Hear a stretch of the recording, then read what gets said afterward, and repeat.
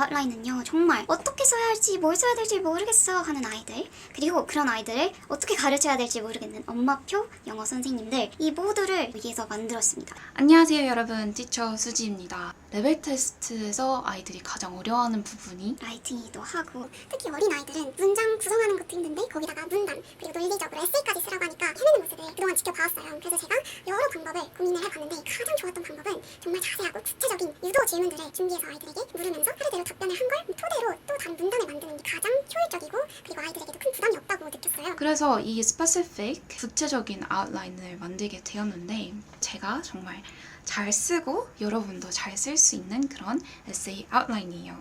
본격적으로 설명을 드리기 전에 제가 그래도 알려드려야 하는 것들이 있어요. 먼저 여러분들은 에세이 라이팅 어떤 거라고 생각을 하시나요? 많은 분들이 헷갈려 하시는 게, 라이팅을 써와라 하면은 그냥 한국어 쓰듯이 술술술술 쓰면 되는 거 아니냐 말씀을 하시는데, 그것도 맞지만 에세이라는 거는 대학 입학 시험에도 있고 입사 지원할 때도 동기 이런 거를 쓰잖아요.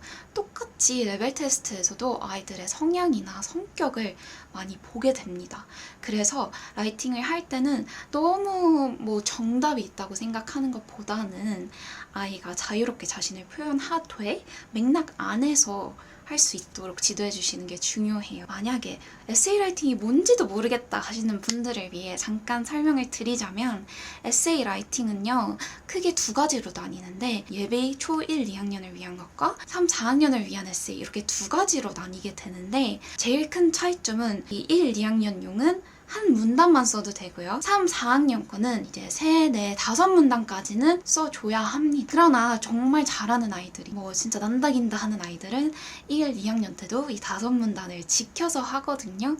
그렇지만 우리는 아직 지금 시작일 뿐이니까 그렇게 너무 조급하게 생각하지 마시고 아웃라인을 통해 연습을 한 다음에 그 다음 단계로 넘어갈 수 있도록 지도를 해주세요. 에세이에서 중요한 거는 단어 선택, 문법, 스펠링도 맞지만 그거보다 그 안에 있는 내용이 얼마나 논리적인지도 중요해요. 근데 이제 발달 심리학 측에서는 이런 논리적인 사고는 적어도 3, 4학년이 되어야 할 수 있다라고 말을 하는데, 그럼 우리 아이들은 어떻게 하느냐? 그래서 제가 생각해낸 것들은 예시를 주거나 아니면은 정확하게 아이들이 유난히 기억 잘하는 팩트들이 있잖아요. 그런 것들을 쓰면서 자신의 의견이나 자신의 이야기에 힘을 보태줄 수 있게 에세이를 쓴 게 맞다고 생각을 해요. 나의 의견은 이거고 이걸 받쳐줄 디테일은 이거고, 이렇게 생각하는 것 자체가 논리적인 사고이긴 하지만 너무 딥하게 들어가진 않고 구색은 맞출 수 있도록 그렇게 같이 연습을 해볼까 합니다.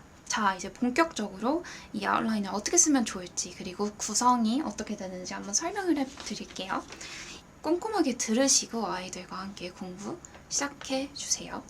첫 번째로 이 다큐멘트를 딱 열면은 파란색으로 되어 있는 질문이 있죠. 여기뿐만이 아니라 이렇게 6개 더 반복되어서 나옵니다. 그럼 뭘까요?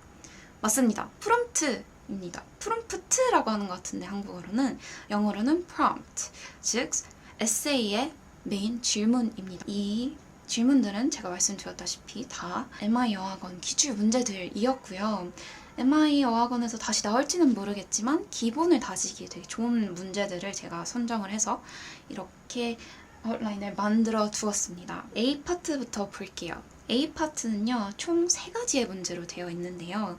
이거는 메인 아이디어 3개를 떠올릴 수 있도록 도와주는 그런 유도 질문들입니다. 자, 첫 번째, What is your dream vacation? 이라는 프롬프트의 A 파트 A number 1은 어떻게 되어 있냐면요. Something you would do outdoors, adventure or relaxing. 이런 식으로 써져 있어요.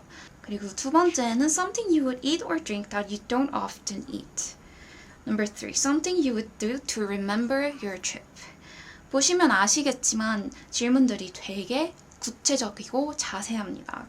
조금 아이들이 처음 시작할 때는 너무 길을 잃고 어떻게 시작해야 될지 몰라 하니까 회색으로 작게 EX, 예시가 써져 있어요. I will go hiking with my family. I will try durian, a fruit that is known to be stinky. I will print out the pictures and make a photo book when I come back home. 이렇게 A 파트를 대답을 하고 나면은요, 이제 B 파트가 오는데 같은 질문이지만 why, how, 왜, 어떻게를 강조를 해서 말을 하도록 하는데요. 우리 아이들은 왜냐하면 이라고 붙일 때가 많이 없어요. 자기가 억울하거나 뭔가 필요하거나 이럴 때만 그렇게 붙이잖아요.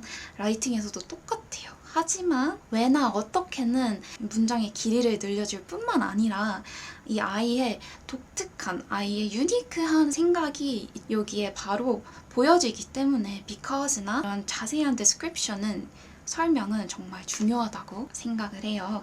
그 다음에 파트 B를 넘어가면 파트 C가 오는데요. 이거는 제가 처음에는 안 넣었었는데 생각해보니까 아이들이 어떻게 에세이를 시작해야 될지를 모를 것 같더라고요. 그래서 제가 넣었는데요. C 파트 첫 번째 볼게요. Restate the question. Restating the question. 이 말은 뭐 대치동 어학원에 가면은 정말 많이 듣게 되는 phrase인데요. 어떤 뜻이냐? 그냥 질문에 있는 그 단어들을 그대로 끌고 와서 답변을 할 때 쓸 능력이 되느냐. 즉 단답이 아닌 이런 주관식을 길게 늘려 써서 대답을 할 수 있느냐를 물어보는 거예요. 여기에서는 A dream vacation would include 이렇게 적혀 있는데 이것도 a dream vacation이라는 이 phrase를 그대로 질문에서 들고 와서 답에다가 쓴 것입니다. 일단 이렇게 에세이나 토픽 센텐스로 시작을 하고 나면은요. 우리가 앞선 A에서 썼던 세 가지 메인 아이디어들이 있죠.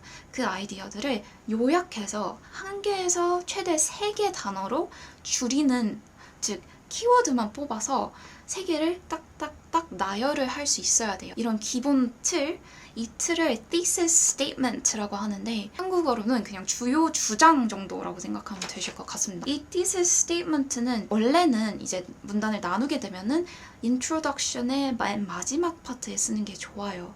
그러나 우리 아이들은 이제 막 글쓰기를 시작했기 때문에 인트로를 쓰는 것 자체가 되게 부담일 수가 있거든요.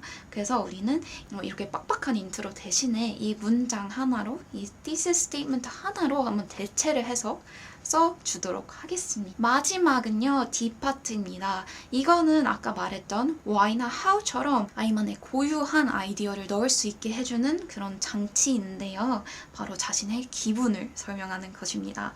정말 솔직하게 조금이라도 아쉬운 마음이 있었다면 그 아쉬운 마음에 대해 토로해도 되고, 아니면 정말 기뻤다면 기뻤다는 걸 표현해도 됩니다. 그래서 이 3가지 메인 아이디어 액티비티에 어떤 기분이 들었는지를 모두 다 나열을 해주면 됩니다. 이 워크시트를 할 때는요, 옆에 기분을 나타내주는 형용사 포스터를 이렇게 같이 놓고 하면 좋을 것 같아요. 특히 영어에서는 같은 단어를 무한 반복하는 게 정말 좋지가 않아서 아이들이 최대한 반복하지 않고 비슷한 뉘앙스를 가진 단어들을 쓸 수 있도록 그렇게 지도를 해주시기 바랍니다. 이 파트 D까지 끝내면 이제 끝입니다. 이 아웃라인은. 이 아웃라인은 끝이 나지만 여러분은 아이들과 함께 줄 노트를 펴서 거기에다가 이제 에세이를 적어야 해요. 에세이 적는 순서를 알려드리겠습니다. 첫 번째로는 C, 즉 Stating the question, how to begin the essay. 이 파트를 맨 처음에 써주고요. 그 다음에 B와, 즉 메인 아이디어와 D, 자신이 어떤 기분을 느꼈는지를 조합해줘서 쓰면은 마지막에는 항상 conclusion, in conclusion 아니면 in summary, to conclude 이런 접속사를 앞에다 놔주고 그 다음에는 these are the reasons why 바바바바바 앞에 나열했던 그 3가지 키워드들 있죠? 그거를 다시 나열을 하거나 아니면은 뭐 그냥 자유롭게 끝을 내도 되는데 제가 추천하는 끝맺음 방법은 I wish I could 이런 식으로 할 기회가 또 왔으면 좋겠다, 할 수 있었으면 좋겠다 이렇게 자신의 소망을 이야기하고 끝내는 마무리를 추천을 하고 있어요. 여러분들이 지금 첫 번째 아웃라인부터 마지막 문제까지 보시면은 아시겠지만 처음에만 예시가 조금 있고요. 그 다음에는 예시가 아예 없습니다. 그러니까 꼭 순서를 지켜서 아이들이 연습을 할 수 있도록 지도를 해주시고요. 아이들이 쓴 에세이는 한번 사진을 찍어서 챗 GPT나 아니면 다른 선생님들한테 꼭 첨삭을 부탁을 드려주세요. 아이들이 쓰는 것만큼 중요한 게 자신이 어떤 부분이 부족했고 왜 틀렸는지를 알고 그거를 고치는 거니까 꼭꼭꼭 확인하시고 마무리를 하셨으면 좋겠습니다. 꼭 진짜 사실일 필요가 없다는 것도 한번 꼭 강조를 해주세요.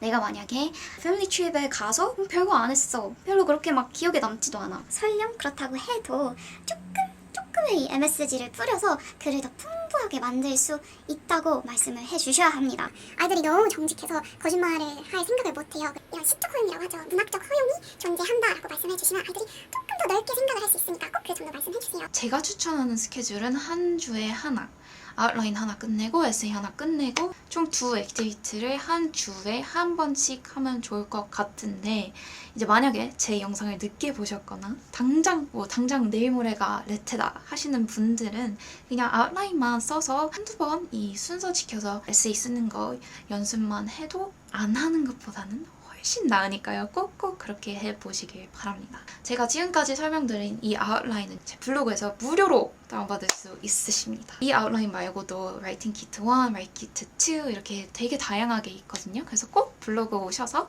더 많은 자료들 받아가시길 바랍니다. 도움이 되셨다면 구독과 좋아요. 다음 영상에서 뵐게요. 안녕!